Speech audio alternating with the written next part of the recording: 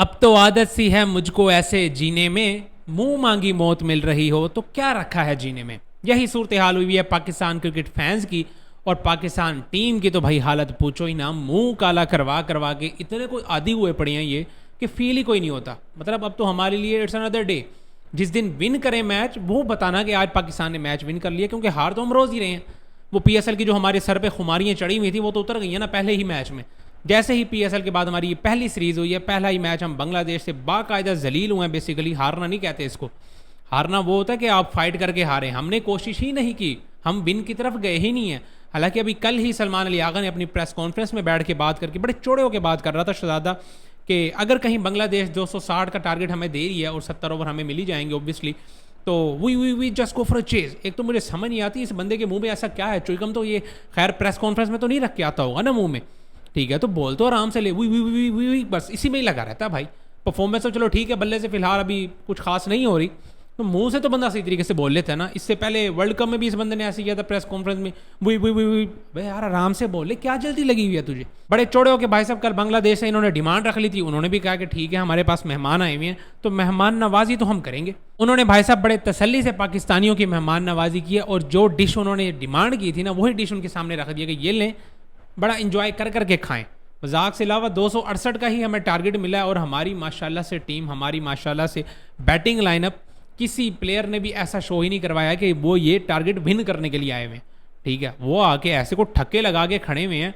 हमारे सबसे ज़्यादा experience batter Salman Ali Agha, Mohammad Rizwan, even के हमारे कैप्टन शान मसूद साहब को भी देख लें, वो भी माशाल्लाह से बैक टू बैक 2 ही इनिंग्स हो गई हैं, कुछ नहीं कर पा रहे। उसका तो है ही यही ना, कोई 7-8 इनिंग्स में से कोई एक आधी को अच्छी कर लेगा, वरना फिर उसकी छुट्टी। मतलब पूरे टेस्ट मैच में हमारा एक भी एक्सपीरियंस बैटर चला ही कोई नहीं है। पिछली इनिंग में भी अगर रिजवान ने को थोड़े से रन कर लिए थे, साथ हमारे आगा जी ने रन कर लिए थे, तो उन्होंने भी चांसेस ले लेके और आज भी ऐसे ही कर रहे थे। कैचेस ड्रॉप हो रहे हैं, उसके बाद स्टंप्स को बॉल लग रहा है लेकिन बेल्स नहीं गिर रही। और ये एक दफा नहीं, मेरा ख्याल है 2 दफा हो गया। एक दफा रनआउट पे शायद मसला हुआ था और उसके बाद एक बंदा तो सीधा सीधा बोल्ड ही हो गया था, लेकिन बेल्स ना गिरने की वजह से वो शहजादा विकेट पे खड़ा ही रहा।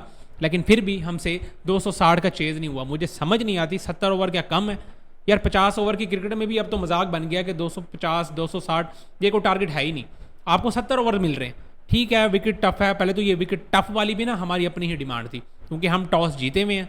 हमने टॉस जीत के पहले ही वो ग्रीन टॉप देखे। यार हम एशिया में पले बड़े हुए हैं सारे, हमें यही नहीं पता कि एशिया की ग्रास वो चीज़ नहीं है जो कि ऑस्ट्रेलिया, इंग्लैंड, साउथ अफ्रीका, ठीक है, वहाँ पे ये ग्रीन टॉप बन जाए ना, तो उधर भाई साहब पहले बंदा बॉलिंग करे और उसके बाद जलील कर दे अगली टीम को। फिर हमारे पास पेसर्स भी हों, हमारे पास तो माशाल्लाह से भागते हुए स्पिनर्स हैं, हमारे पास पेसर्स तो है ही नहीं।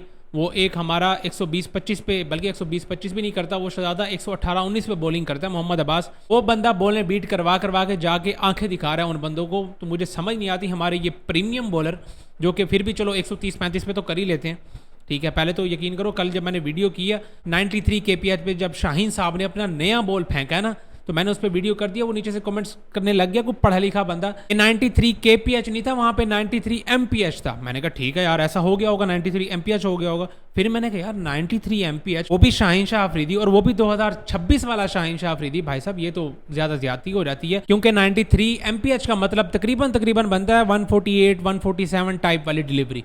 और वो शाहीन से आप इस ज़माने में एक्सपेक्ट कर ही नहीं सकते, क्योंकि अब घुटनों में पानी ही ख़त्म हुआ पड़ा है, ठीक है। अब तो वो शहजादा बस भागने का तो एक्टिंग कर रहा होता है। बेसिकली वो आके बॉल स्पिनर्स की तरह ही फेंकता है। यार उनके ससुर जी किसी ज़माने में 135 पे 2 स्टेप लेके 135 पे बॉल कर देते थे, और ये खाम खा की एक्टिंग, पीछे से भागते हुए आना और उसके बाद आगे 130 पे बॉल कर देना, 125 पे बॉल कर देना। मजाक बनाया हुआ इन्होंने यार, बिल्कुल यार शर्म तो इनको इनके पास से होके नहीं गुजरती। अब तो इतने ज़्यादा जलील हो चुके हैं। और अभी भी हमारे माशाल्लाह से सोशल मीडिया पे, पाकिस्तान क्रिकेट बोर्ड वाला जो सोशल मीडिया, उन्होंने भाई साहब पोस्टें लगाना शुरू कर दिया जी। 400 विकेट्स हो गई हैं शाहीन शाह अफरीदी की इंटरनेशनल में, और साथ ही हमारे नुमान अली की भी सेंचुरी हो गई है, 100 विकेट्स उनकी भी हो गई हैं। बस ये अचीवमेंट है हमारे लिए। भाई जब आपने किसी नल्ले को बाहर बिठाना ही कोई नहीं है, अगर उस बंदे की पेस नहीं है, उससे बॉलिंग हो कोई नहीं रही, ठीक है, तो उसने अगर खेल खेल के, जब एक बंदा डेली के 20-25 ओवर करेगा एक मैच में, एक इनिंग में बेसिकली, ठीक है, तो उस बंदे ने आखिर गलती तो बैट्समैन भी करेगा ही, 1-2 विकेटें तो मिल ही जाएंगी। तो वो 1-2 करते करते शहजादा इतनी ज़्यादा विकेट्स लेके बैठ गया। हाँ, करियर के स्टार्ट में उस बंदे ने आगे बॉलिंग करके दिखाई है हमें, हम तब तारीफें भी करते थे, लेकिन अब भाई साहब नहीं रह गया ये शहजादा, किसी फॉर्मेट में नहीं बनता। ठीक है। T20 जो इनका फॉर्मेट है, जिसको ये कहते हैं कि जी ये बने ही इसी के लिए, वहां पे ये सारे जलील हो रहे हैं, बल्कि हमें टेंशन पड़ी होती है कि अभी शाइन का चौथा ओवर पड़ा है, वहां पे हमें ये टेंशन लगी होती है। और आपने इनको टेस्ट मैचेस खिला दिए जिनके ये आदि कोई नहीं है। हम आगे से हमारे कप्तान जी आगे प्रेस कॉन्फ्रेंस में कहते हैं वो जी हमने 6 महीने बाद हमारा पहला टेस्ट मैच था, तो इसी वजह से हमें मसला पड़ गया। तो अब तुम्हें मैं कहता हूँ रोज़ रोज़ हम टेस्ट सीरीज निकलवा के दें? आपका ऐसे ही होना, टेस्ट मैचेस हमेशा ऐसे ही आता है। टेस्ट क्रिकेट कौन सी रेगुलर हो रही है? अब इंग्लैंड ऑस्ट्रेलिया इनको खेले हुए भी ज़माना गुजर गया, ठीक है। इंडिया को भी टेस्ट मैच खेले ज़माना गुजर गया, अब इनके भी काफ़ी अर्से बाद मैच आएंगे। ये भी सारे यही एक्सक्यूज़ पकड़ के बैठ जाएं, और नहीं जी हमारे तो काफ़ी अर्से बाद टेस्ट मैच आया, तो इस वजह से हमें ज़रा मसला पड़ेगा। ये चीज़ नहीं माननी कि भाई हमारे प्लेयर्स ही सारे के सारे नल्ले हो चुके हैं।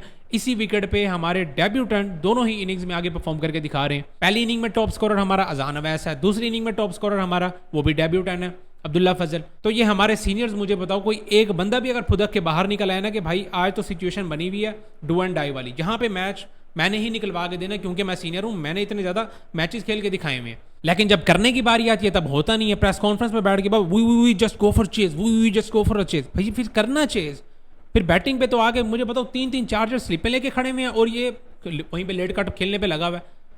कल भी ऐसे ही आउट हो गया स्लिप में सलमान अली, आज फिर वैसे ही आउट होकर चला गया। बंदा यार को थोड़ी सी गेम अवेयरनेस होती है, 4 स्लिपें लेके खड़े हुए हैं और तुम भाई साहब स्लिपों में क्या दे के जा रहे हो। कप्तान जी हैं हमारे, ओ जी नहीं जी बहुत तगड़ी डिलीवरी आ गई है, ये तो भाई साहब फेस करना बड़ा औखा हो गया, इसी वजह से भाई वो एज लगवा के मार्केट से स्टार्ट हो जाते हैं। फिर आते हैं हमारे रिजवान साहब, वो तो पता नहीं कौन से नशे में चल रहा है। पहली बॉल पे एक तो LBW की अपील होती है, वो तो स्विंग बहुत ज़्यादा हो गया कि लेग स्टंप मिसिंग हो गई थी, वरना काम इसका पहली बॉल पे ही डल चुका था आज। उसके बाद भी डुमके लगाते लगाते मुझे पता वो 40-45 बॉलें खेल के खड़ा हुआ है, ये 15 ये बंदा रन करके खड़ा हुआ है।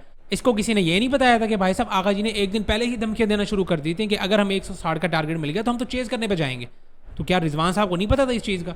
और ये सीनियर प्लेयर्स नहीं है, साथ हमारे साउथ शकील साहब भी खड़े हुए हैं, मिडिल ऑर्डर के बड़े तगड़े किस्म के बैटर। हम भी मानते हैं एशिया में उस बंदे का बड़ा तगड़ा रिकॉर्ड है, बड़ा अच्छा बैटर भी है, लेकिन भाई साहब जब जब करके देना होता है तब तब तो पता नहीं इनको हो क्या जाता है। हमारा कोई भी प्लेयर ऑन ही नहीं करता उस टाइम पे कि नहीं यार मैंने ही आज करके दिखाना है। बच्चों पे तो हम छोड़ ही नहीं सकते ना, बच्चों पे तो हम बात कर ही नहीं सकते। तो कोई एक आधा सीनियर प्लेयर तो बाहर निकल के आए।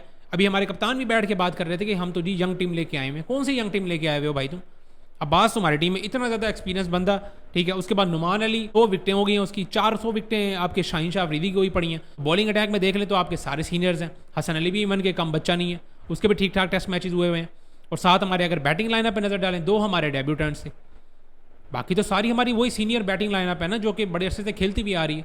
तो फिर काहे की नई टीम? बस प्रेस कॉन्फ्रेंस में आके ऐसे इनको लगता है जैसे पता नहीं कोई हम क्रिकेट देखते नहीं है, हमें पता कोई नहीं है।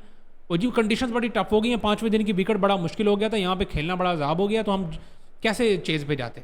अबे भाई एक दिन पहले बातें कर रहे हो कि हम चेज पे जा रहे हैं, उसी विकेट पे बांग्लादेश वाले बैटिंग करते हुए 240 रन मार रहे हैं, वो भी तो तीसरी इनिंग खेल रहे हैं ना, वहाँ पे भी तो कंडीशंस टफ थी। हमारे पास चौथी इनिंग आ गई तो बस वो जी चौथी इनिंग में तो वैसे ही बड़ा मुश्किल हो जाता है सीन। भाई अगर इतना ही मुश्किल आपको पता था कि हो जाता है तो फिर पहले टॉस जीत के पहले बैटिंग ही कर लेनी थी। आपको पता ही था कि हमारे बैट्समैन इतने ज़्यादा को नल्ले हैं तो पहले ही बैटिंग कर लेनी थी। वो जी ग्रीन टॉप देख के बस बॉलिंग पे भाग गए हैं। और अब जब चौथी इनिंग में चेज करने की बारी आई है और 270 का ही टारगेट था, कोई मसले वाली बात थी नहीं, बड़े आराम सुकून से हम कर सकते थे। 70 ओवर में 270 बड़े आराम से होता है, ठीक है। एटलीस्ट आप ट्राई तो करते ना, चलो मैच हार जाते, करीब करीब पहुंच जाते, या इवन के मैं कहता हूँ 100 पे ऑल आउट हो जाते। अभी तो इन्होंने फिर भी मरते गिरते पड़ते 160 कर ही लिया ना।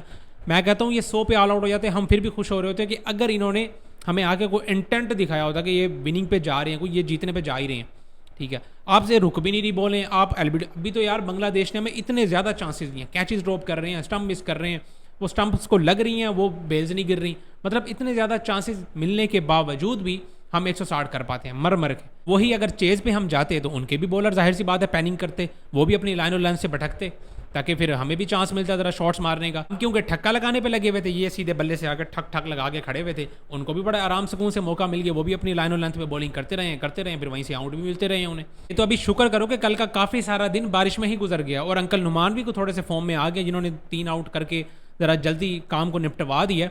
वरना भाई साहब ये 260-70 नहीं होना था टारगेट, ये 300 प्लस ही होना था हमें। और मैंने जब डे 3 के एंड पे वीडियो की थी, मैंने तब भी कहा था कि कहीं अगर ये 200-250 पड़ गया तो हमें वक्त पड़ जाएगा, हमसे नहीं होना ये 200-250 चेज़, ठीक है। और आज तो माशाल्लाह से हमने देख लिया कि हम तो चेज़ पे खैर गए ही नहीं है। ये सारी सूरत हाल थी भाई साहब। आप लोग अपनी अपनी राय लाजमी कमेंट्स में शेयर करें कि अगले मैच में किसको नई कप्तानी दे देनी चाहिए और किस बंदे को बस निकाल के बाहर बैठा देना चाहिए, क्योंकि ऐसे ही होता है हमारे यहाँ। फिर हम सारे बातें करने लग जाते हैं, भाई साहब कप्तान चेंज, फलाना प्लेयर चेंज, फलाना प्लेयर चेंज, हम भूल जाते हैं 1 मिनट में ही ये तो अभी हमारे यंगस्टर ने परफॉर्म कर दिया, वरना हम पहले मैच के बाद ही बोलने ये बैठ जाते कि भाई अजान फैज नहीं भाई टैलेंट नहीं है, बस डोमेस्टिक में अगर रन कराया तो कराया, वरना भाई नहीं है टैलेंट ये, ठीक है। ये तो उस बंदे ने सेंचुरी स्कोर कर दी है, साथ अब्दुल्ला फजल ने भी परफॉर्म करके दिखा दिया, तो हमें थोड़ी सी तसल्ली हो गई है, वरना हम इन दोनों को भी रगड़ने के लिए बैठ जाते। आजमी अपनी अपनी राय कमेंट्स में शेयर करें कि अगले मैच में बॉबी को टीम में डालने के लिए किसको बाहर बिठाना चाहिए। मेरे हिसाब से तो खुशान मसूद को बाहर कर दो, मतलब ये नहीं कि उसे कप्तानी की वजह से, परफॉर्मेंस भी उस बंदे की नहीं है अब, और आप किसको बाहर बिठाओगे। या तो इमामुल हक को आप बाहर बिठा सकते हैं या फिर शान मसूद को बिठा सकते हैं। डेब्यूटेंट्स तो दोनों ने परफॉर्म करके दिखा दिया, उनको वैसे भी बाहर बिठाना बनता ही नहीं है। तो लाजमी अपनी अपनी राय कमेंट्स में शेयर करें। इस वीडियो में इतना ही, मिलता है नेक्स्ट वीडियो में।